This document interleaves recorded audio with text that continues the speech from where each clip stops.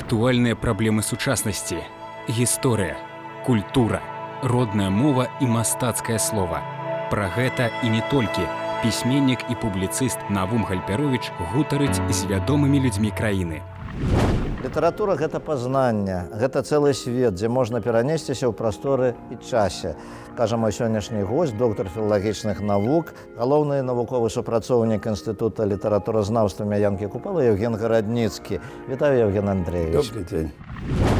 Евген Гарадніцкі, літаратуразнаўца, нарадзіўся ў 1951 годзе ў Ракаве на Валожыншчыне, дзе скончыў сярэднюю школу, а пасля паступіў на філалагічны факультэт Беларускага дзяржаўнага універсітэта. Працаваў у выдавецтвах БДУ і вышэйшая школа, выкладаў у Беларускім дзяржаўным педагагічным універсітэце імя Максіма Танка і ў універсітэце культуры і мастацтваў. З 1978 года ў Інстытуце літаратуры імя Янкі Купалы, Нацыянальнай акадэміі навук Беларусі, член Саюза пісьменнікаў Беларусі, уладальнік прэміі «Залаты Купідон» і прэміі Нацыянальнай акадэміі навук, аўтар шматлікіх навуковых артыкулаў, удзельнічаў у стварэнні бібліяграфічных слоўнікаў і персанальных энцыклапедый.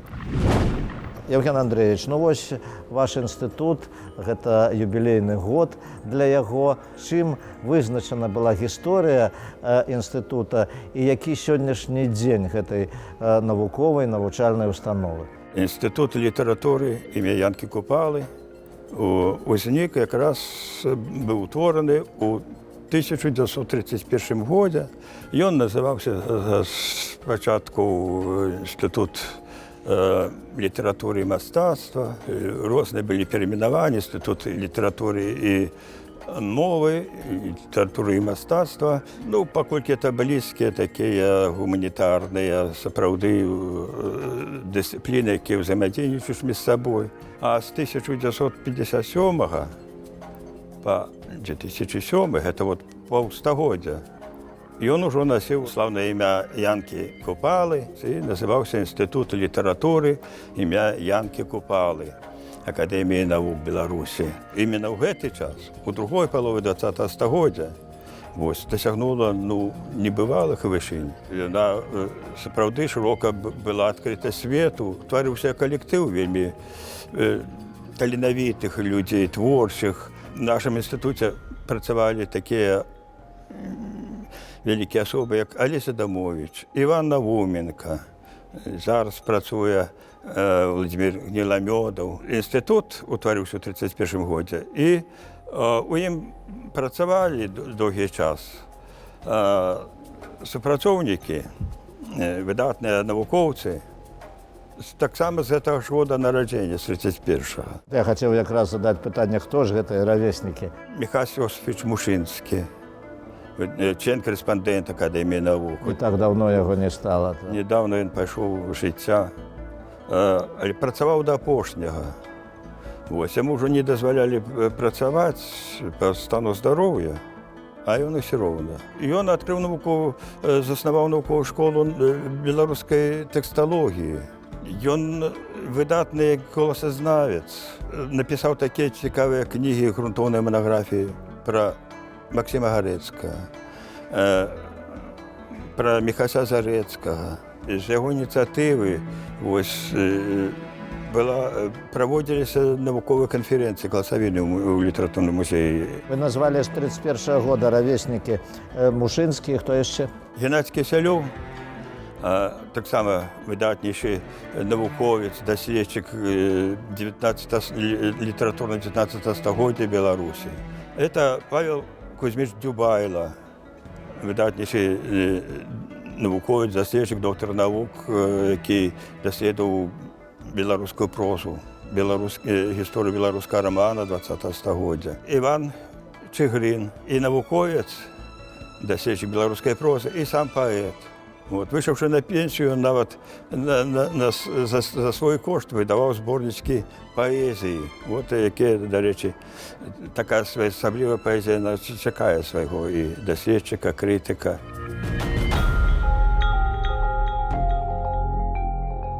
Вось ваша цытата. Кніга «Артефакт» з'ява, што мае надзвычайнае значэнне для пашырэння духоўных гарызонтаў чалавека. Вось сёння інстытут выпускае таксама кнігі, прысвечаныя вось нашым славутым пісьменнікам, народным пісьменнікам Беларусі. Мы сёлета адзначаем юбілеі Івана Петровича Шамякіна і Івана Павловича Мележа. І вось як спрычыніўся да гэтага інстытут літаратуры? Даследчики института, по-перше, занимаются доследованием, вывучением их творчости, наших выдатнейших классиков. Пишуть монографії, артикули, які публікуються і в наукових виданнях, і в літературно-мистецьких, таких як часопис «Полем'я». Ось. І ще одна з вельми важних ділянок вивчення і дослідження і представлення популяризації творчості цих письменників – це видання їх зборів творів. Этому попередничає вельми велика напружена текстологічна підрихтовка, праця по дослідженню, по виявленню менавіта авторських варіантів. Ось недавно скончилося видання аж 21-томного збору творів Івана Шамякіна. Тут, відомо, посприяли і дочки Івана Петровича. Ось одна з їх працює, Олеся Шамякіна, працює в нашому інституті. Закончилося так само видання 20-томного збору творів Якуба Колоса. Це справа вельми важна і відказна, тому що от зараз почалася така тенденція, ось, доволі спречна у неких відносинах, видавати безкупюрне видання, значить, ось що, нібито, значить, авторська воля порушена, ось, були некі, ну, заправді, не без этого, був час, що, так сказати, і цензура була, і все це, і некі ідеологічні правки уносилися. До речі, я хотів вас якраз питати на гэтую тему, наколькі важна, наколькі патрэбна вось тое, што спрабаваў пісьменнік рабіць, і часам, калі вобраз ствараецца выдатнага творцы, выдатнага пісьменніка, а мы у зборы твораў друкуем яго слабыя вершы, слабыя першыя творы, якія, ну, не ствараюць яму, так сказаць, той імідж, які ён заслугоўвае, які ён мае ўжо. Гэта наколькі гэта важна і наколькі гэта патрэбна, на ваш погляд? Все ж таки науковые видання, це збори, повні збори творів, академічні, вони розлічені у більшій ступені все ж таки на науковця, на дослідчика, тому що от побач з цими академічними виданнями і вже ще от, і друкується і багато творів от наших названих нами класиків. Друкуються і особні видання, ось найбільш видатні їх твори.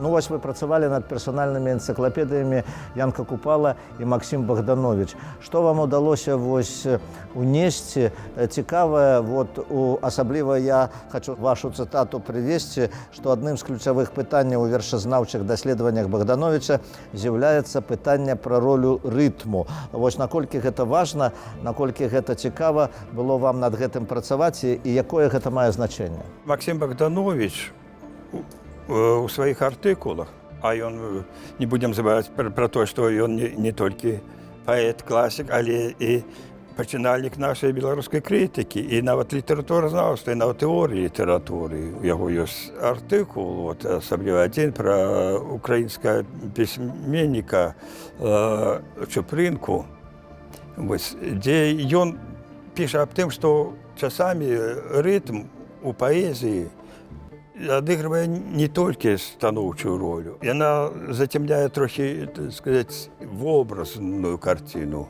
вот, шкодзіць вобразнай выяве. Аштурхоўваючыся ад разваг пра Чупрынку, вот, он выказваў пэўныя засцярогі наконт захаплення ритмай, запланення тым вот ритмічнай этой плынню стыхіяй у Янкі Купалы. Это, конечно, з нашого сьогоднішнього пункту гледжання вже не зовсім може бути такі небезпечні думки. Купала він сапраўды, він увесь на ритмі.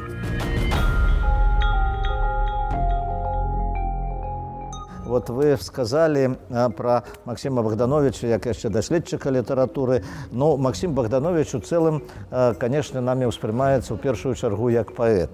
Сёння ёсць людзі, якія займаюцца і навуковай дзейнасцю, і сваёй асабістай творчасцю. Гэта, дарэчы, тычыцца і вас, што вы спрабуеце, так сказаць, пісаць вершы. Вы пішаце, што за метамарфозы ў прыродзе снег ідзе не на зямлю, а ўверх. Так пачынаецца адзін з вашых вершаў. Як вот вы лічыце, наколькі гэта вот спалучаецца навуковая, літаратуразнаўчая дзейнасць, крытычная дзейнасць і творчасць уласная? Гэта погляд, ракурс бачання такі неадназначны на нейкую, так сказаць, як бы і будзённую з'яву. Вось ён вельмі патрэбны.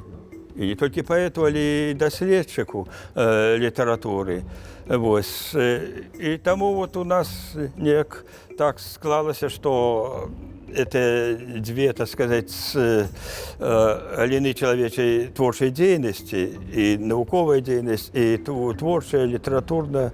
Вот. У многіх наших супрацоўнікаў вельмі плённа спалучаліся. Згадаем і Олеся Адамовича, і Івана Науменку. Вось. А калі говорить про поэзию, это Микола Орочка, это Владимир Маргель, вось, это тоже уже згадыванный мной Иван Чигрин.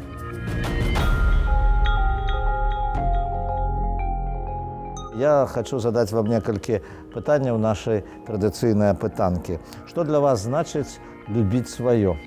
По-іншому выказаўся, успрымаць сябе часткай вот этой самой свету, нацыянальнай свету. Вярнуцца до таго ж Максима Богдановича, то вот ён якраз прыклад таго у творчасці, як ён вот спалучаў і вершы беларускага складу, і ў той же час вот эту вот вывучку у сусветнай паэзіі. У 70-х гады недзе Олесь Адамович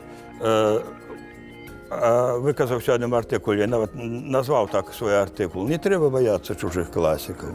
Сапраўды, калі гаварыць пра літаратуру, то тут, конечно, вот і захапление, и любовь до свайго, вось, и ведание до свайго. Назовите, калі ласка, 3 месцы ў Беларусі, дзе варта, на ваш погляд, пабываць кожнаму. Ярвяты. Вось, там цудоўнейшы касцёл. Я сам ураджэнец Ракава. Вось, конечно, трэба было ў першую чаргу назваць Ракаў, слаўны вельмі вялікімі здабыткамі і цудоўнымі людзьмі. Вось, радзіма і выдатнага навукоўца прафесара Вячеслава Рагойшы. Мінск, наша сталіца, цудоўны таксама горад. Калі б у вас раптам была такая магчымасць, з кім бы з выдатных гістарычных асоб вы хацелі б сустрэцца і пагаварыць? Ну, відаць, з Владимиром Караткевичем. Я пісаў прадмову да яго каласоў пад сярпом тваім, якая выходзіла ў выдавецтве юнацтва. Вельмі ухваліў эту прадмову, падпісаў мне вельмі такі цёплы аўтограф. Што вы зараз чытаеце і каго з сучасных беларускіх аўтараў вы параілі пачытаць нашым тэлегледачам? Творы многіх беларускіх пісьменнікаў, ну, больш зараз, конечно, не сучасных, а пісьменнікаў другой паловы 20-го стагоддзя. Таму што вот моя чарговая кніга будзе якраз пра гэты перыяд, пра гэты, вот, як я ўжо казаў, уздым нацыянальнай літаратуры. А з сучасных, вот, на маім стане кніжка, пакрысе чытаю вершаказы Олеся Розанова. Ну, дзякуй вялікі, я жадаю вам поспехаў у навуковай дзейнасці і ў паэтычнай дзейнасці. Усяго вам найлепшага. Дзякуй, што вы прыйшлі да нас. Я нагадаю нашым тэлегледачам, што сённяшнім госцем быў доктар філалагічных навук, супрацоўнік Інстытута літаратуры Акадэміі навук Беларусі Евген Гарадніцкі. Усяго найлепшага, да пабачэння.